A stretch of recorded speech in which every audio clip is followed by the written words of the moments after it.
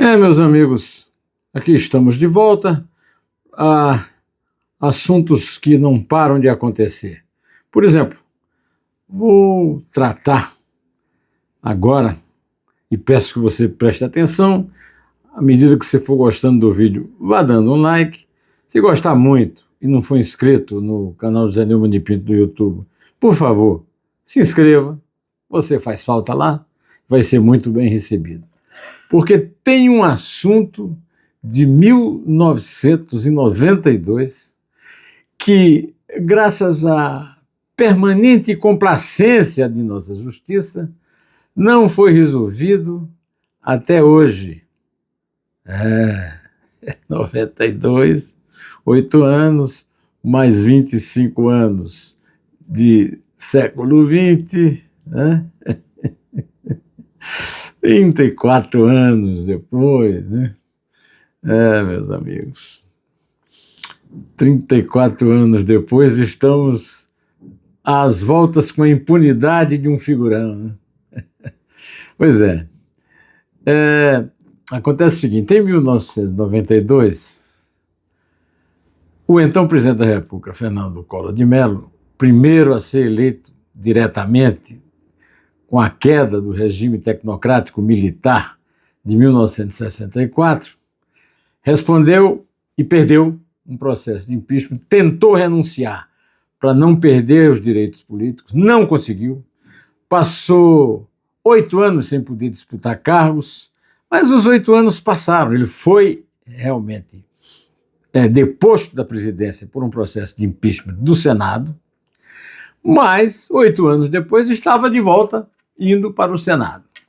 Durante todo esse tempo, ele passou por perdões dados por quem? Pelo Supremo Tribunal Federal, STF, né? O vigia da Constituição, aquele que exige que a Constituição seja cumprida. Foi considerado inocente 2 vezes, em 94 e em 2014. Mas agora o mesmo Supremo, com outra modificação, por exemplo, o primo dele, o Marco Aurélio Mello, não está mais, foi aposentado, né, como decano lá do Supremo. Mas isso não tem importância nenhuma, é um voto em 11. O fato é que agora, quem manda mesmo lá, quem manda no Brasil, é o Alexandre de Moraes, que mandou prender o ex-presidente Fernando Collor, acusado de corrupção numa negociação com a UTC, uma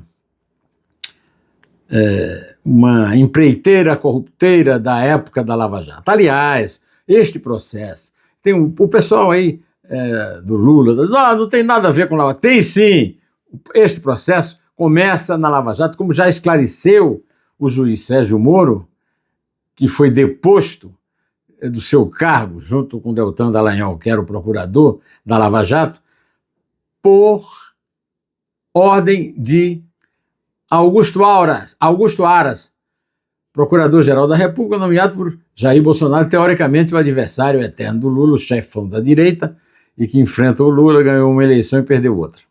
Pois é, agora ele foi condenado. Mas o mesmo Alexandre de Moraes, que o condenou, o liberou para ficar em casa.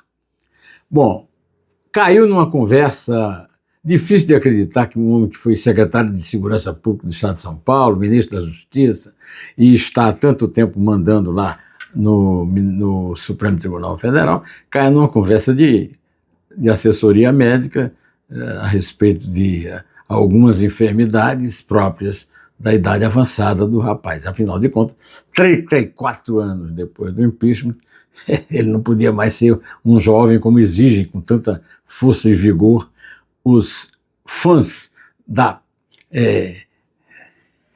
divisão do Brasil em 2 partidos, em 2 castas, né?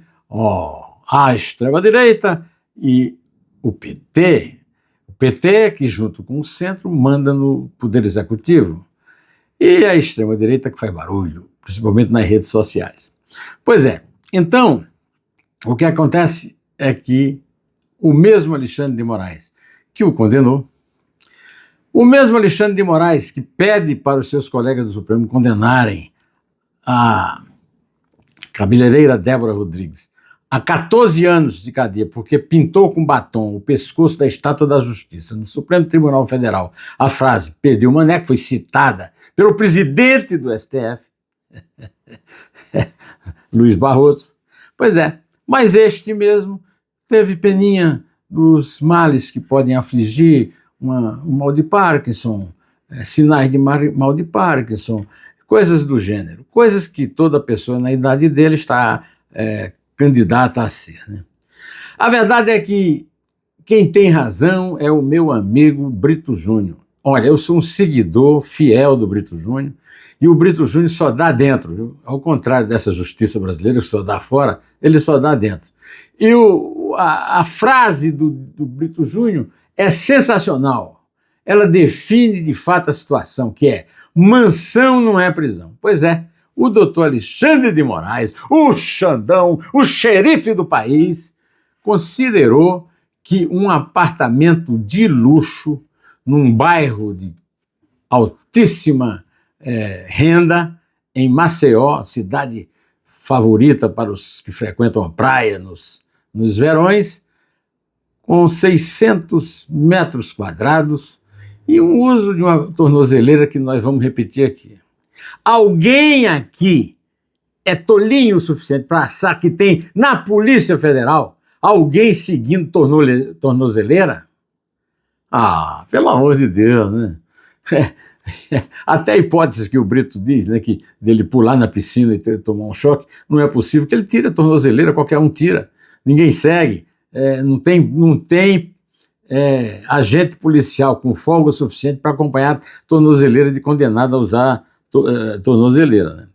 Mas o Collor é um reincidente, mas a justiça é mais do que ele. O Collor, logo depois de eleito e empossado, fez um confisco geral, decretado por sua ministra da Economia, Zélia Cardoso de Mello, assumindo completamente os capitais de quem tivesse mais de 50 mil cruzados novos, o equivalente a R$ 13.800 hoje, numa poupança. Era para acabar com a inflação, que no governo Sarney chegou a 84%, e que foi extinta só depois que o Collor renunciou, mas ninguém aceitou a renúncia, lá na hora da votação do impeachment.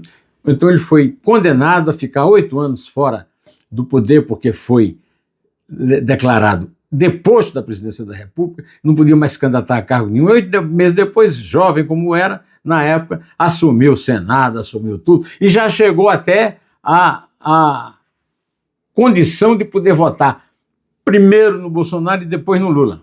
Quando ele votou no Bolsonaro, a justiça não prestava muita atenção nele, mas agora que ele votou no Lula, agora que temos alguns assuntos muito cabeludos, principalmente a questão de quem? Da ignomínia, da safadeza máxima, da desumanidade, de tomar dinheiro de aposentado pobre para encher o bolso e as bolsas dos canalhas que dominam a Previdência no Brasil, o Instituto Nacional de Seguro Social, sob as ordens do brisolista Carlos Lupe, que disse que sabia de tudo, mas não teve condições de resolver. Bom, isso já era motivo suficiente para demissão, mas não pode, porque alguém tem que perguntar por que o Lula não o demite. Olha, difícil de entender, viu? Qualquer que seja a resposta. Mas é isso aí. Nós temos agora uma prova incontestável de que a justiça tem dois lados.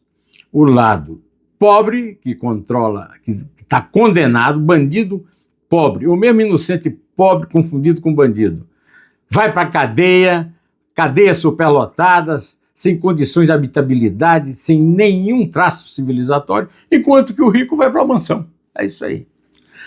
Aliás, a respeito dessa trajetória do Collor, do confisco ao impeachment e do impeachment à condenação e depois ao uso da tornozeleira na mansão, é o assunto do podcast, direto ao assunto, no qual a historiadora Maria Isabel Pimentel de Castro Pinto interroga o repórter aqui falando com vocês, José Neumann e Pinto, a respeito de um livro do qual eu me orgulho muito e que ela revelou um aspecto muito interessante, que é um livro que teve 3 edições num ano só, em 92. O livro chama-se A República na Lama. O título do Brito é maravilhoso, mas esse também não é ruim, não, né? Pois é, lá estamos conversando sobre esses assuntos, alguns dos quais eu não tinha revelado antes, por qualquer motivo, mas agora está sendo tudo revelado. Se você quer saber tudo realmente que aconteceu, veja o podcast, não perca.